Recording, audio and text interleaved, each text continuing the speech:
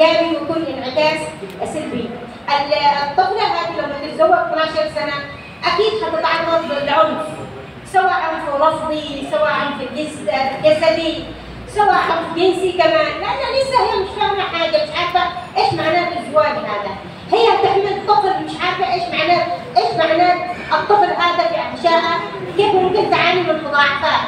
فلهذا احنا نتمنى اول حاجه نعمل رقم واحد اننا نعمل توعيه شامله كامله ولو حتى عبر البرامج الصباحيه، ونعمل توعيه الجاره تكلم الجاره والاخت تكلم الاخت والاسره تكلم الاسره الاخت، او ينصحوا بعدم القدوم على هذه الظاهره الغير جيده في مجتمعاتنا العربيه، وللاسف الشديد اللي نحن لحد الان نعاني منها.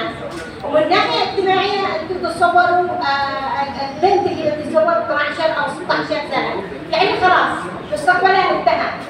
هي حتنعدم من اول شيء من حقوقها الدراسيه، هي مش حاجه حتنتهى، هي حتصير حامل، حتصير ام، حتصير مربيه، حتنسى نفسها من الناحيه العلميه وتطوير نفسها.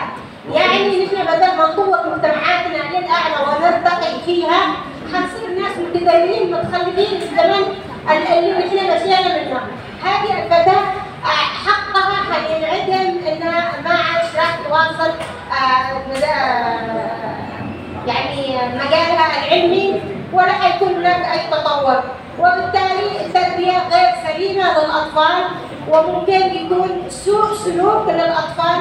نحن بنلاحظ الان مليان عمالة اطفال بسبب التربيه غير صحيحه، بسبب النزوح من الحروب، بسبب اشياء كثيره، اغتصاب الفتيات، مجتمعات متاخره صرنا للاسف الشديد بعد الحروب.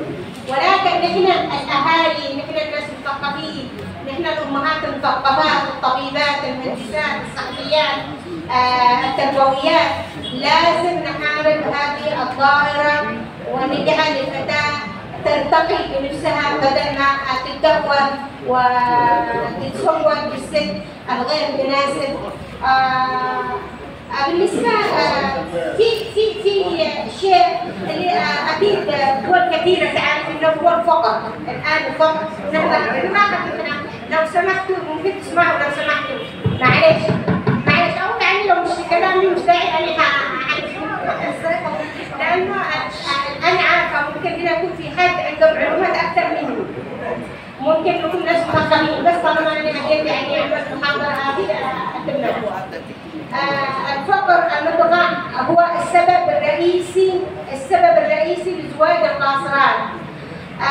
في طبعا الان في جمعيات وفي منظمات، نحن بالنسبه لليمن في منظمه اليونيسف، في منظمه اليونيمي، في منظمه سيرشيلدرن، في جميع المنظمات، في مؤسسات لوكال، مؤسسات وجمعيات اهليه تتبنى هذه المواضيع وتعمل مشاريع للاسر الفقيره.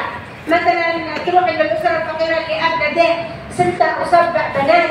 طبعا احنا عندنا الخلفه كثيره على فكره في اليمن، ممكن توصل الاسره ل10 افراد، منها 7 بنات و3 اولاد، ويكون الاب بدون عمل بدون راتب. هذا مما يجعل الاب مضطر عشان ما تروحش لاشياء اخرى انه يزوج بنته بالحلال ويريح دماغه. نحن عندنا المؤسسات والمنظمات الان تسعى انك تعمل استبيان، تروح للاسر هذه ومثلا تسال هذا ايش انت ميولك، مثلا صياد، نحن عندنا البحر كثير، يعملوا له يفتحوا له مشروع سمك، مثلا زراعي يفتحوا له مشروع زراعه، يعملوا للكسب الشرعي يعني. فنحن نتمنى هنا يعني انه يتم هذا الموضوع، يعني فيما بينكم انتم بلدكم هذه متقدره فيها، ولكن النقطه الاساسيه اللي اوصلها اننا ننصح الاباء والامهات اللي بالارياف خصوصا، اللي بالارياف وليس بالحضر، الحضر نوعا ما ناس مثقفين متعلمين، اللي بالارياف ان نمنع منعا باتا زواج الاطفال اللي هو القاصرات، وممكن تتبنى بدل عندكم جمعيات ومؤسسات مثل ما عندنا تتبنى هذه الاسر ونبعد زواج القاصرات. وشكرا جزيلا وعفوا على الاطاله.